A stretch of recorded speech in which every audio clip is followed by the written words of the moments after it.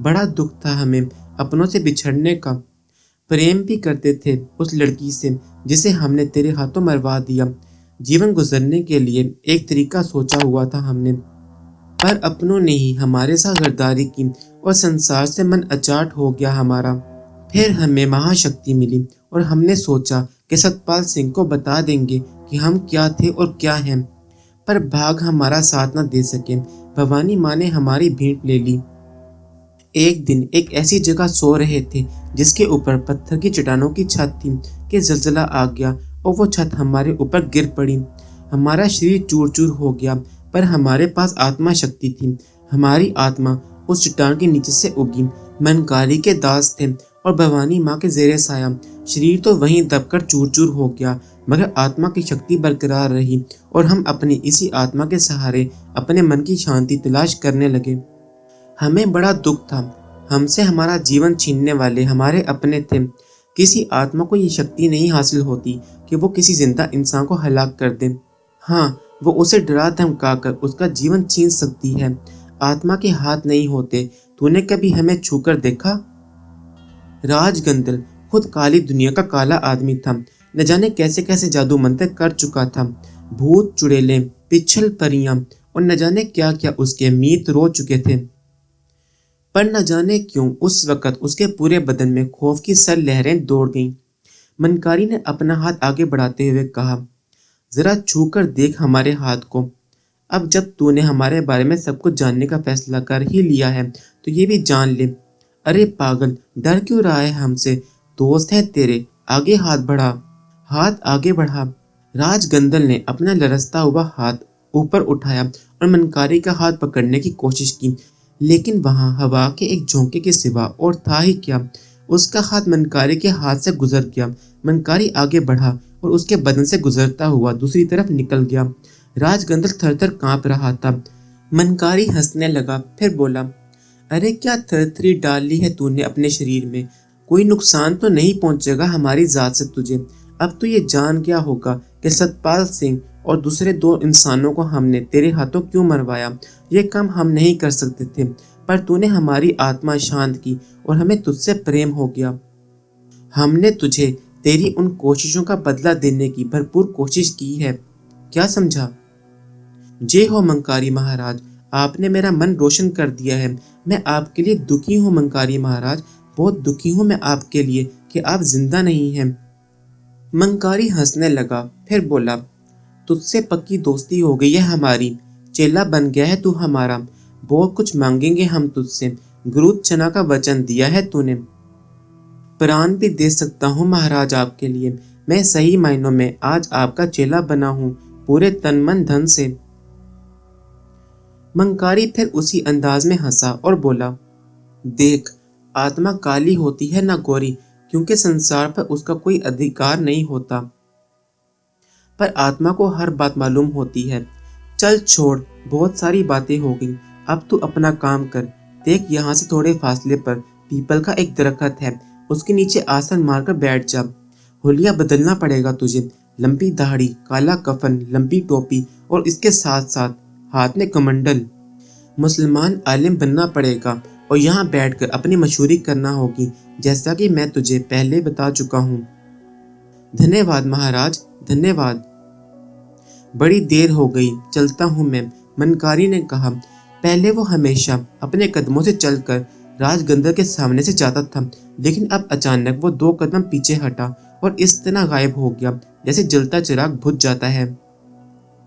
شریف الدین کی بھینس کو سانپ نے ڈس لیا تھا اور اس کی حالت کافی خراب ہوتی جا رہی تھی۔ شریف الدین دھاڑیں مار مار کر رو رہا تھا۔ پاس پڑوس کے لوگوں نے مشورہ دیا کہ جتنا جلدی ہو سکے بھینس کو جانوروں کے ڈاکٹر کے پاس لے جایا جائے، ہو سکتا ہے اس سے کوئی انجیکشن لگا کر بچا لیا جائے۔ شریف الدین تیار ہو گیا۔ گھر میں ہاکار مچی ہوئی تھی۔ ایک ہی بھینس تھی شریف کی جو اس کے 6 بچوں کی کفالت کرتی تھی۔ اگر وہ مر گئی تو شرفو خود بھی بے موت مر جائے گا۔ بہرحال دوستوں اور ہمدردوں کی مدد سے وہ بھینس کو لے کر چل پڑا۔ ٹانگیں لڑکھڑا رہی تھیں، منہ سے نیلے نیلے جھاگ نکل رہے تھے۔ اب اسی میں بہتری تھی کہ جلد سے جلد جانوروں کے ہسپتال پہنچ جائے جو بستی کے آخری سرے پر واقع تھا۔ اس کے علاوہ اور کچھ نہیں ہو سکتا تھا۔ भैंस चंद कदम चलती और उसके बाद बैठने लगती तो सब लोग मिलकर सहारा देते। इस तरह चलती हुई वो बस्ती के मशरकी इलाके में पहुंची, जहाँ पीपल का वो दरख्त था जिसके नीचे एक बाबा बैठा नजर आ रहा था। लंबे लंबे बाल, लंबी दाढ़ी, लंबी टोपी। वो बस्ती में पहली बार ही नजर आया था। न जाने शरीफुद्दीन के दिल में क्या आया कि वो धाड़े मारता हुआ पीपल के दरख्त के नीचे पहुंच गया और बाबा के पांव पकड़ लिए। बचा लो मियाँ जी, बचा लो बाबा जी, मेरे बच्चों का सहारा है, ये मर गई तो मेरे बच्चे भी मर जाएंगे। कुछ नहीं है हमारे पास, मियाँ साहब हमारी भैंस को बचा लो। उसने दरख्त की जड़ से थोड़ी सी मिट्टी उठाई और शरफू के हाथों पर रखते हुए बोला, जाओ भैंस के जख्म पर डाल दो, ठीक हो जाएगी। शरफू ने अकीदत से दोनों हाथों में मिट्टी ले ली और भैंस की तरफ दौड़ा। उसने थोड़ी सी मिट्टी भैंस के जख्म पर डाली और बाकी उसके ऊपर डाल दी। उसके साथ आने वालों ने कहा, शरफू उठा भैंस को, देर हो गई और जहर ने असर कर लिया तो मर जाएगी। बाबा साहब ने ये मिट्टी दी है, कहते हैं ठीक हो जाएगी। वो तो ठीक है, फिर भी भैंस को उठा तो सही। वो लोग फिर वजनी भैंस को खड़ा करने की कोशिश करने लगे, लेकिन वो खड़ी ना हुई। अलबत्ता उसके मुंह से नीले झाग निकलना बंद हो गए थे और पहले जो उसकी गर्दन झुकी हुई थी वो आहिस्ता आहिस्ता ऊपर उठने लगी। फिर उसने गर्दन सीधी कर ली और दुम को इधर उधर मारने लगी। फिर कुछ ही लम्हों के बाद भैंस उठकर खड़ी हो गई। साफ जाहिर हो रहा था कि उसके अंदर नई जिंदगी दौड़ गई है। वो इधर उधर दुम मारने लगी और लोगों के मुंह से तरह तरह की आवाजें निकलने लगीं। कोई कुछ कह रहा था और कोई कुछ। शरफू बाबा की तरफ दौड़ा और उसने उनके पांव पकड़ लिए। आपने मुझे नई जिंदगी दे दी है बाबा, मैं तो ये समझता हूँ कि अल्लाह ने आपको मेरे लिए ही भेजा था। बच्चे बचा लिए आपने मेरे बाबा साहब। तमाम लोग दंग रह गए थे, हर तरफ धूम मच गई। उसके साथ ही कुछ और काम बाबा साहब ने ऐसे किए और फिर तो उन्हें जान बचाना मुश्किल हो गई। लोग दौड़े चले आ रहे थे और बाबा के अंदाज में घबराहट पैदा हो गई थी। बहरहाल शुरू के 3 या 4 दिन उनसे जो कुछ हो सका उन्होंने किया और जब ये भीड़ बढ़ती चली गई तो उन्होंने एक आदमी के कंधे पर हाथ रखकर कहा, सुनो, शिफा हर शख्स के लिए नहीं होती, ये सारे काम कहीं और से भी हो सकते हैं। मैं एक कुंडल बनाए देता हूँ, अगर कोई आसानी से इस कुंडल को पार कर ले तो मेरे पास आ सकता है, और अगर इसे अंदर आने में मुश्किल पेश आए और यूं लगे जैसे दीवारें रोक रही हैं तो वो खामोशी से वापस चला जाए। ये तरकीब कारगर हुई। राजगंदल के लिए भला क्या मुश्किल था कि वो अपने जादू मंत्रों से बनाए हुए इस घेरे से आने वालों का रास्ता रोक दे। जिनका इंतजार था वो अभी तक नहीं आए थे। अलबत्ता बुजुर्ग की मशहूरी बहुत दूर दूर तक फैल गई थी। हकीम सादत अली और मिट्टू मियाँ ने भी उनकी कहानी सुनी। काफी दिनों से हकीम सादत के मकतब में कोई मरीज नहीं आया था। जिसे देखो बाबा के पास भागा चला जा रहा है, और कुछ नहीं तो कुंडल की इस तरफ की मिट्टी ही उठाकर लोगों ने अपना इलाज करना शुरू कर दिया था, क्योंकि ये बात उन्हें मालूम हो चुकी थी कि बाबा ने एक मुट्ठी मिट्टी की भरकर दी थी और भैंस भली चंगी होकर खड़ी हो गई थी। मिट्टू मियाँ ने हकीम सादत से कहा, आपने उन बाबा के बारे में सुना है? हाँ, आजकल बड़ी खबरें आ रही हैं उनके बारे में। सारी खलकत पहुंच गई है, बस हम नहीं पहुंचे। हमारा भी कुछ काम बन जाए तो इससे भला अच्छी बात और कौन सी हो सकती है। तो फिर चलते हैं आज ही। दोनों ससुर और दामाद तैयार होकर चल पड़े। फासला ज्यादा नहीं था। जब वो दरख्त के नजदीक पहुंचे तो उन्होंने बेशुमार लोगों का हजूम देखा। लोग दरख्त से दूर थे और एक अजीब तमाशा हो रहा था। लोग आगे बढ़ते और फिर बेबसी से खड़े हो जाते। बस इक्का दुक्का अफराद ही थे जो आगे बढ़कर दरख्त के नीचे बैठे हुए बाबा तक पहुंच पाते और वहां से कुछ लेकर वापस आ जाते। हकीम सादत ने लोगों से पूछा तो मालूम हुआ कि इस तरह जो शख्स इस कुंडल को अबूर कर जाता है बस वो पास पहुंच सकता है। हकीम सादत ने दामाद की तरफ देखा और मिट्टू मियाँ बोले, चलिए किस्मत आजमाते हैं। उन्होंने कुंडल की दूसरी तरफ पांव रखा तो कोई रुकावट महसूस ना हुई और दोनों बाबा के बताए हुए घेरे के दूसरी तरफ पहुंच गए और आहिस्ता आहिस्ता चलते हुए बाबा के नजदीक आ गए। बाबा ने निगाहें उठाकर उन्हें देखा और उनके चेहरे पर मुस्कुराहट फैल गई। आओ बैठो, क्या चाहते हो? बस आपकी शोहरत सुनकर चले आए। हम भी ज़रूरतमंदों में से हैं और आपकी दुआ चाहते हैं। हिकमत की दुकान है जो बिल्कुल नहीं चलती, परेशानियां घर घेरे हुए हैं। तुम्हारे पास तो खजाना है, दूसरों से क्या मांगते हो? रात ढले आना मेरे पास। इस वक्त रोशनी है और खलकत इधर ही देख रही है। चांद निकलने से पहले मेरे पास पहुंच जाना। इन दिनों आखिरी रात का चांद है, जाओ। हकीम सादत खुश खुश वहां से उठ गए। जमीन पर पांव नहीं पड़ रहे थे। कुंडल से बाहर आकर दामाद से बोले, बेटा बात बन गई, बड़े पहुंचे हुए मालूम होते हैं। मिट्ठू मियाँ भी खुश हो गए। बाबा के हुक्म के मुताबिक रात के वक्त दरख्त की तरफ चल पड़े। अंदर दाखिल होने में इन्हें अब भी कोई दिक्कत नहीं हुई, जबकि हजूम वहां डेरे डाले हुए था। लोगों ने वहीं पड़ाव डाल दिए थे। बाबा जाग रहा है और इसी तरह दरख्त के नीचे बैठा हुआ है। आओ, तुमसे बहुत सी बातें करनी है। सबसे पहले तो ये लो। बाबा ने झोली में हाथ डालकर दोनों मुट्ठियां भरी और एक एक मुट्ठी उन दोनों की तरफ बढ़ा दी। जो उनके हाथ में आया उसे देखकर उनकी सांसें रुक गईं। ये अशरफियां थी सोने की, जो रात की तारीकी में आंखों को खीरा कर रही थीं। तादाद में काफी थीं। अगर इस सोने को बेचा जाए तो अच्छी खासी रकम हासिल हो सकती थी। उनके हाथ लरसते रहे थे। बाबा ने कहा, इसको अपने लिबास में पोशीदा कर लो। ये मेरी तरफ से तुम्हारे लिए एक छोटा सा तोहफा है। मैं तुमसे जो बात करना चाहता हूँ वो तुम्हारी पेशानी की तहरीर देखकर मेरे दिल में आई है। उम्र रसीदा शख्स, तुम चिल्ले वजीफों के माहिर हो। मुझे सच सच बताओ, क्या तुम्हें जिन्नात को काबू में करने के वजीफे आते हैं? बहुत से बाबा साहब। तुमने कभी किसी जिन को काबू में करने की कोशिश की है? जिंदगी में और कुछ किया ही नहीं है। एक मर्तबा चिल्ला पूरा होने वाला था तो जिन ने करंदी में फेंक दिया। तैरना नहीं आता हमें, बड़ी मुश्किल से जान बचाई। दूसरी मर्तबा चिल्ला तकरीबन पूरा हो गया था तो एक ढेंसिए ने आकर जोरदार टक्कर मारी। आज तक कूल्हा टेढ़ा है। उसके बाद कभी हिम्मत नहीं हुई। तुम्हें मालूम है कि वजीफा करने के लिए किसी बुजुर्ग से इजाजत लेना पड़ती है? बाद में मालूम हुआ बाबा साहब, फिर कोई ऐसा मर्द कामिल मिला ही नहीं। जाओ, मैं तुम्हें इजाजत देता हूँ, मगर एक काम करना होगा तुम्हें। जी बाबा साहब, बताइए, मैं हाजिर हूँ। चिल्ला इसी जगह बैठकर करना होगा या फिर कोई ऐसी जगह जो आबादी से दूर हो। तुम्हारा ये लड़का तुम्हारी हिफाजत करेगा और तुम चिल्ला कर लोगे। अगर जिन तुम्हारे कब्जे में आ जाए तो ये बोतल अपने पास रखो, उसे इसमें बंद कर लेना है। लोग जिन्नों को आज़ाद कर देते हैं और नुकसान उठाते हैं। उस वक़्त तक तुम्हें कोई फ़ायदा नहीं होगा जब तक जिन को इस बोतल में बंद नहीं कर लोगे। जैसे ही जिन इस बोतल में आ जाए, बोतल बंद कर देना। जब तुम अपना चिल्ला मुकम्मल कर लोगे तो फिर मैं तुम्हें बताऊंगा कि आगे तुम्हें क्या करना है। हकीम सादत की तो बाजें खुल गई थीं। चिल्ले वजीफों का शौक जुनून की हद तक था। बस 2-4 मरतबा तजुर्बात उल्टे हो गए थे, जिसकी वजह से हिम्मत नहीं पड़ी थी। लेकिन इस बार एक पहुंचा हुआ बुजुर्ग उन्हें इजाज़त दे रहा था।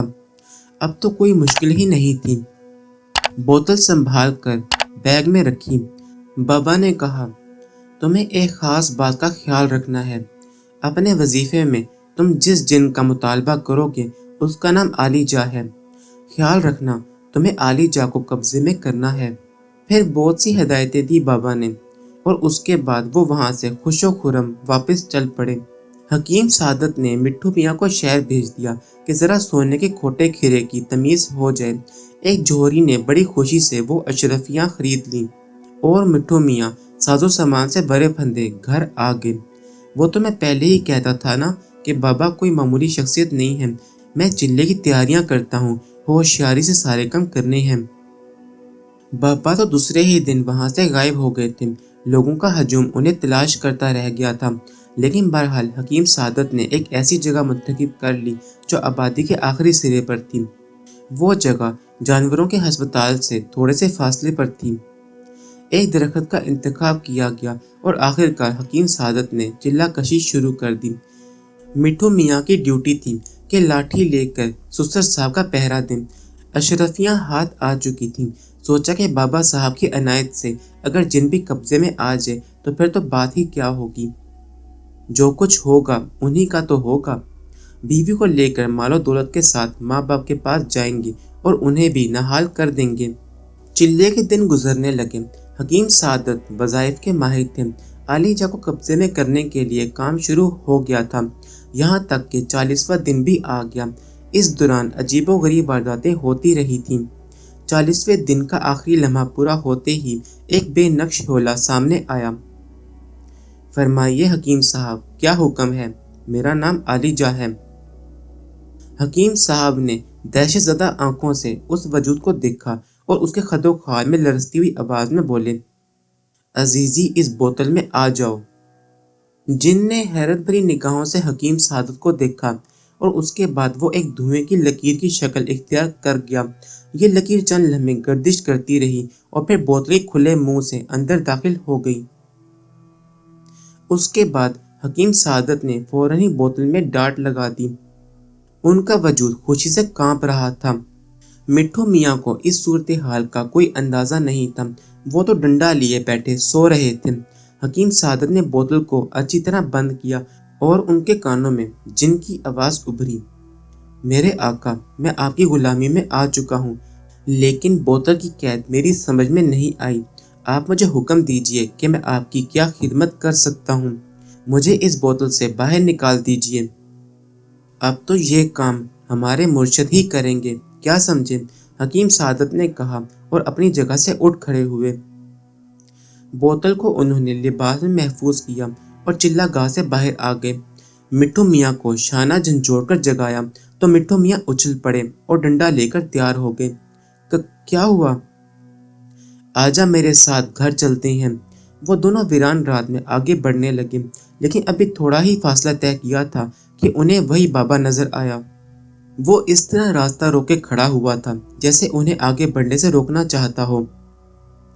لا وہ بوتل مجھے دے دے، مجھے معلوم ہے کہ تو کامیاب ہو چکا ہے۔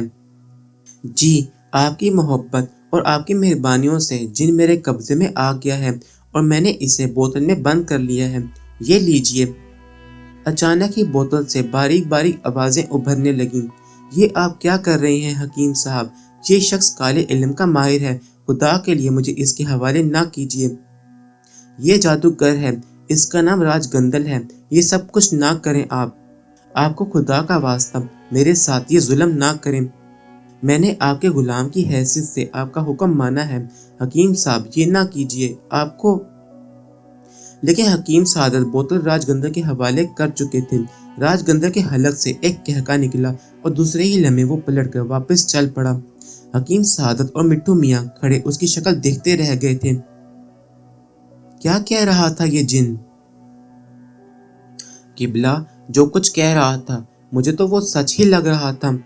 آپ بتائیے، جن کو آپ نے قابو میں کیا، بوتل میں بند کیا اور بوتل وہ لے گیا، وہ جن جو کچھ کہہ رہا تھا وہ بھی سن لیا ہوگا آپ نے۔ مگر کیا ایسا ہو سکتا ہے؟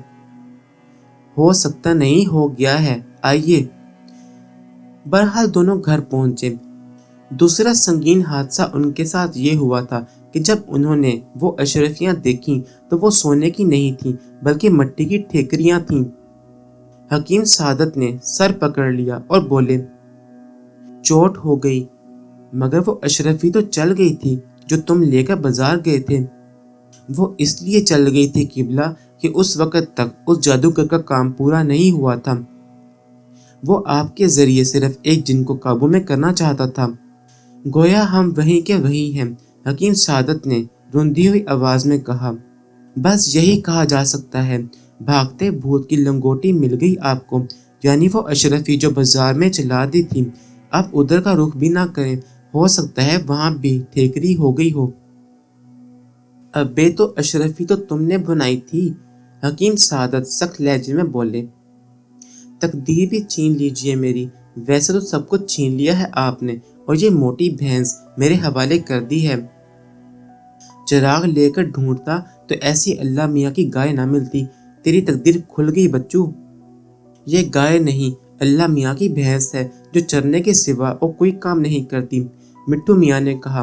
دونوں دیر تک لڑتے رہے تھے۔ راج گندل کا اب کوئی مخصوص ٹھکانہ تو رہا نہیں تھا۔ پرانی جگہ وہ جانا نہیں چاہتا تھا۔ اس کی دو وجوہات تھیں۔